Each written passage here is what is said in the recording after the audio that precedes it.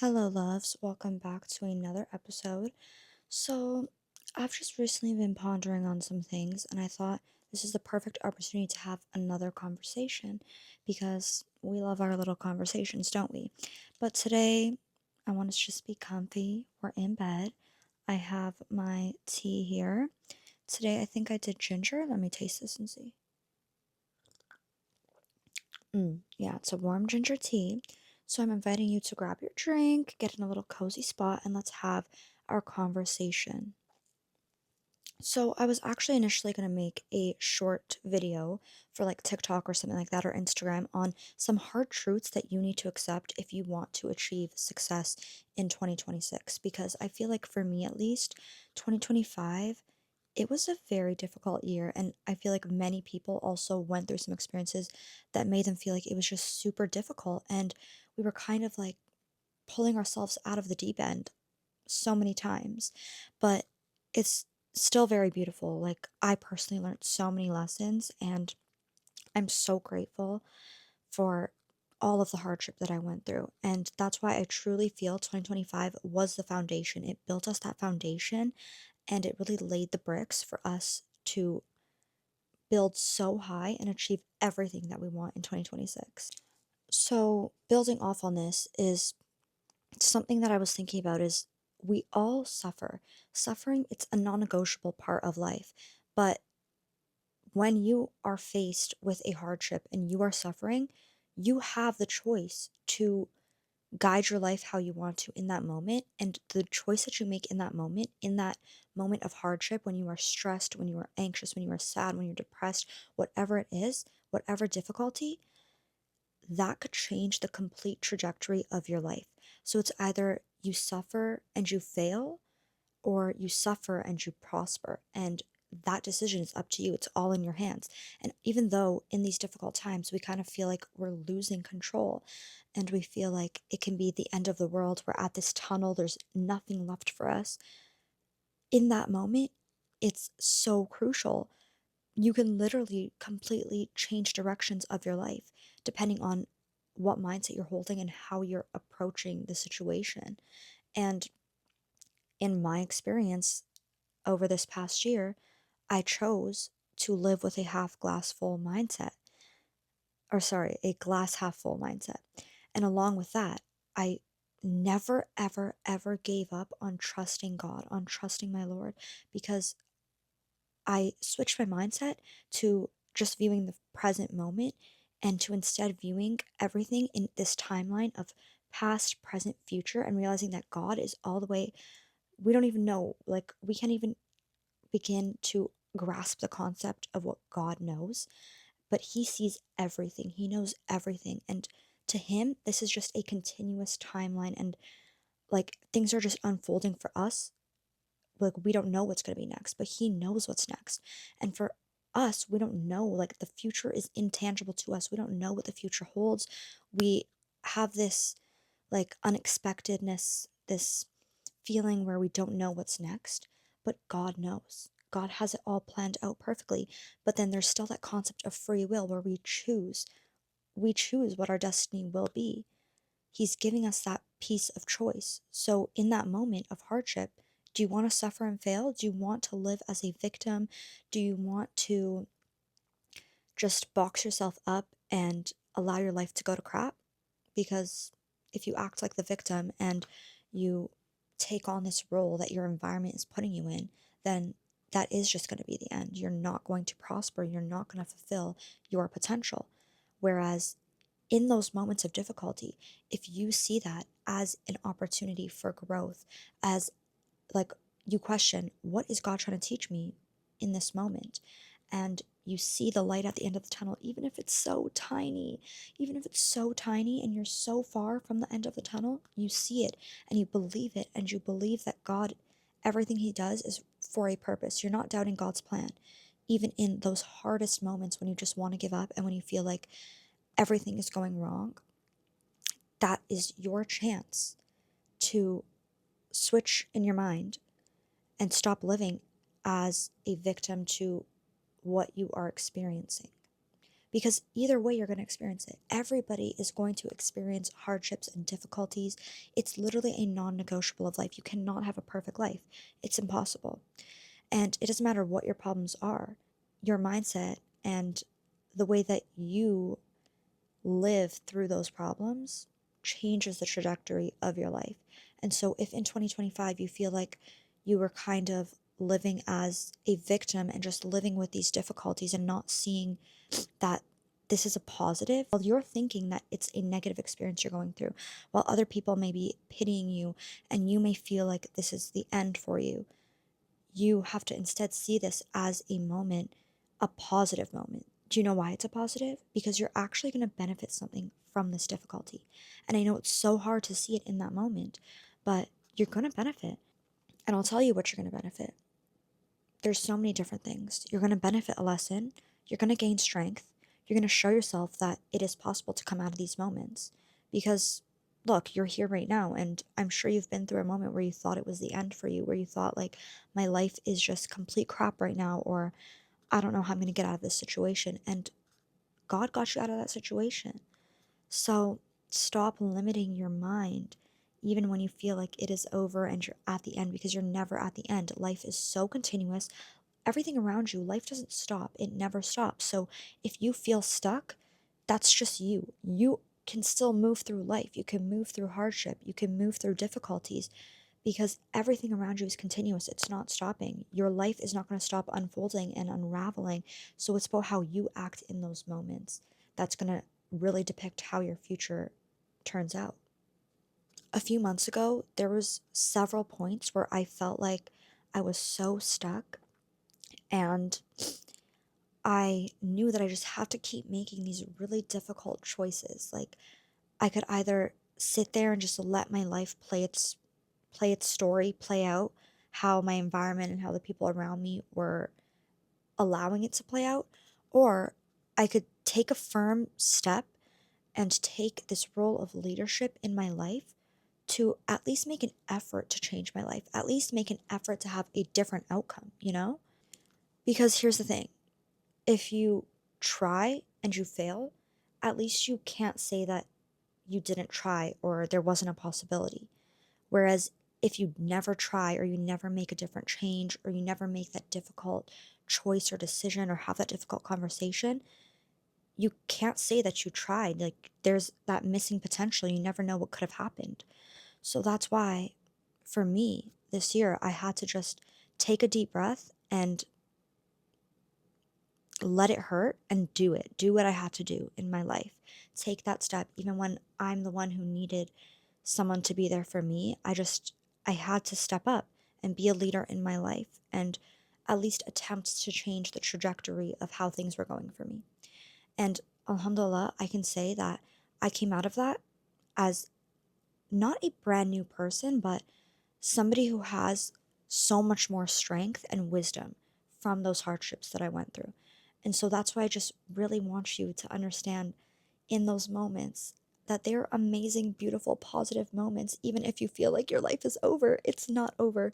And when you come out of them, you're going to be like, wow, God really just put me through that. And God really just taught me this. And He really just gave me this strength.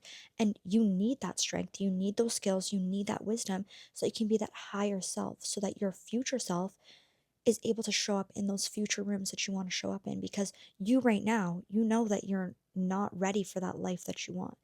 Because if you were ready for the life that you want, then it would have already come to you. You would have already attracted it. But that's why God is building you.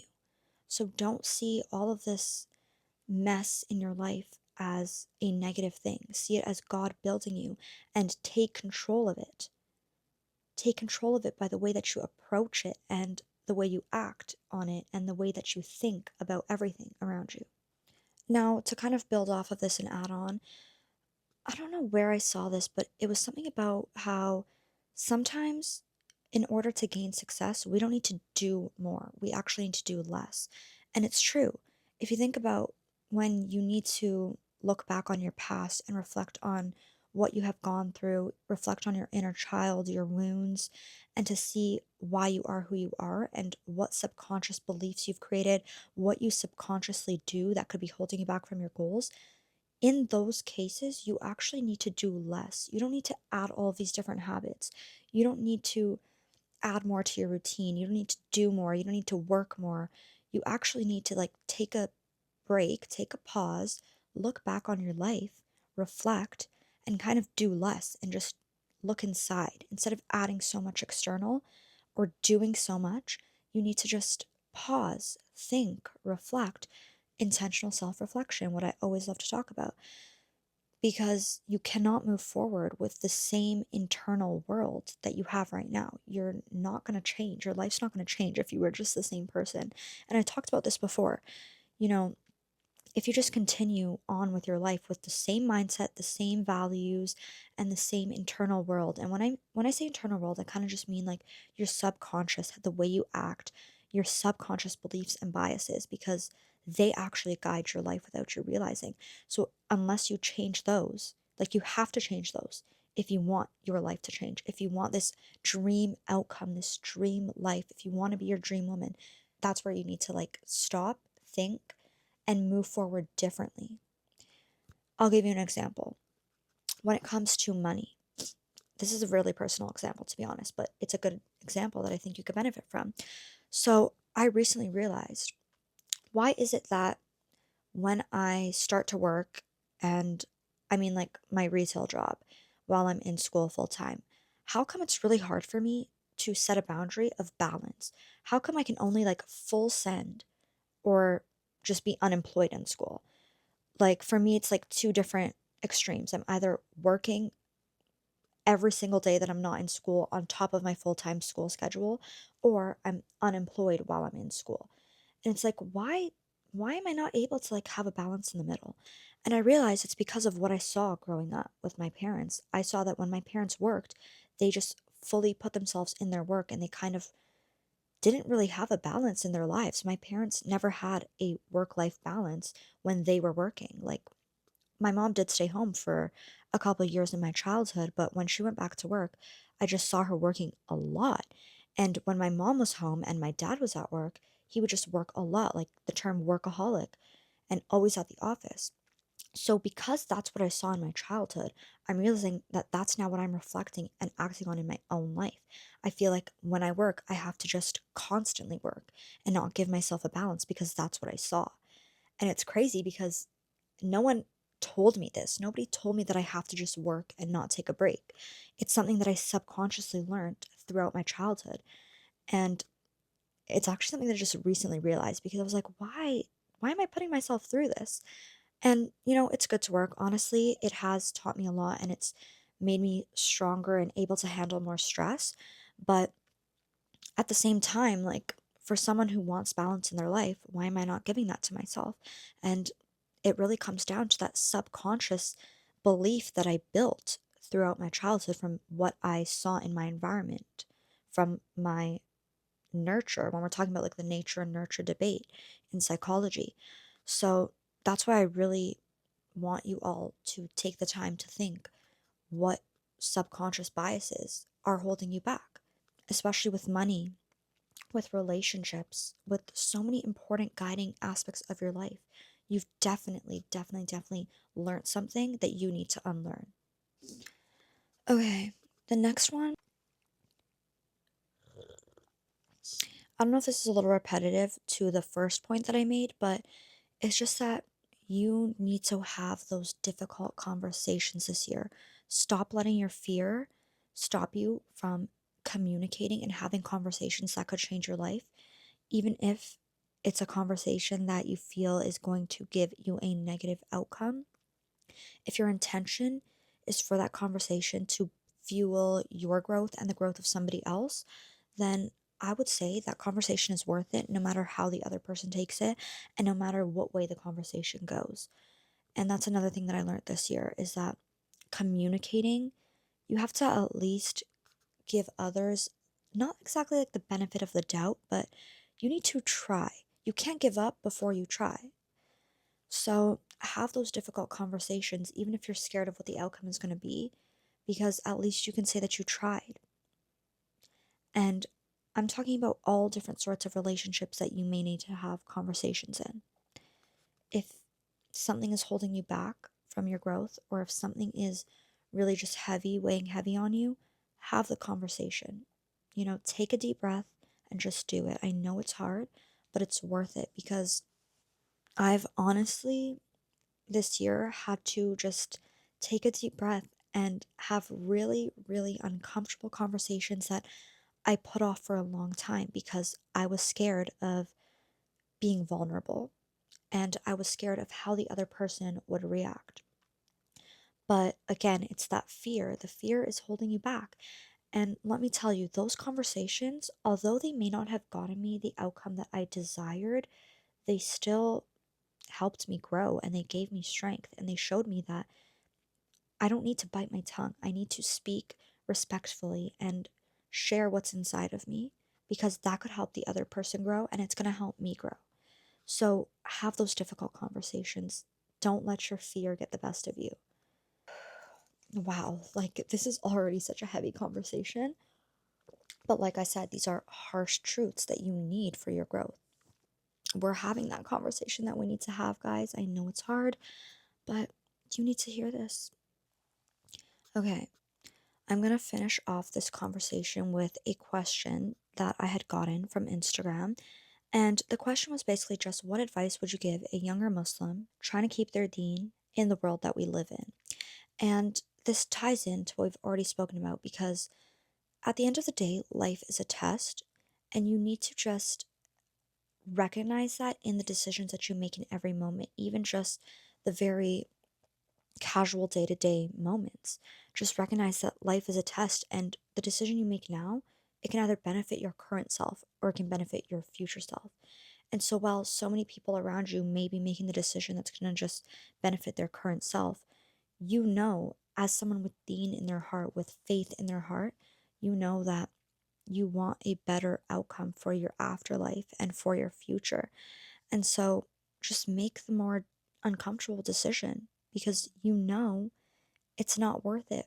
Like temporary relief and temporary fun, temporary desires, it's not worth it. And you know that deep down. So I would say just pin down your values in your life, pin them down and act on them. Act in accordance to them. And even if you see other people who you may hold to a high standard who may not be acting in those values that you had assumed they would, don't allow that to diminish the values that you hold. Like, don't let it make you think that life is not serious because life is serious. Your actions are serious. The choices you make are serious. So just live intentionally. That's what I would say. Live intentionally to your values. And like we said before, fear, just don't let fear get to you. Don't fear society, don't fear other people. And that's way easier said than done. I realize that. Like you can't just say it. But one by one, you have to make the uncomfortable decisions so that you're teaching your brain and your nervous system that it's not the end of the world when you make those decisions. And then it becomes easier to make those decisions. And if you're really trying to keep your deen, another thing I would recommend is to just pray. Pray just in the middle of the day, like thank God. Ask God for things. Ask God for things constantly. He wants you to call on Him. So ask Him. You don't need to formally pray, even just like in the moment, spontaneously talk to God. And that will definitely help you to nurture your relationship and to like fill your deen and fill your heart. And you know what? I think that that was a lot that we just talked about. And I feel like that is a really good basis to take on 2026 with. And like I said in my past couple of videos, this year I just really feel it for us. God's going to give us the reward for all that we have been working for and all that we have been enduring. And you deserve your dream life. You deserve everything that you've been praying for, and you're going to get it. You need to just mentally feel like you have it. Mentally tell yourself that you have it because, guys, we have it and we're getting it. And this year, God is going to give us what is meant for us. And we and our energy and our internal state is going to align with that future self that we envision, okay? that woman that you were envisioning, she is literally in creation right now, and you're about to see her become reality. Now, if this message really spoke to you, I would like to kindly just ask that you like, comment, and subscribe. You know you want to be part of this sisterhood, so subscribe, please. Join our little sisterhood here at Lifestyle by Zara, and we're going to keep having these conversations because our growth is the primary focus for this year. So, with that being said, I love you guys, and we will talk soon. And thank you for joining me on this episode. I hope you had a great time, and I love you guys. Bye.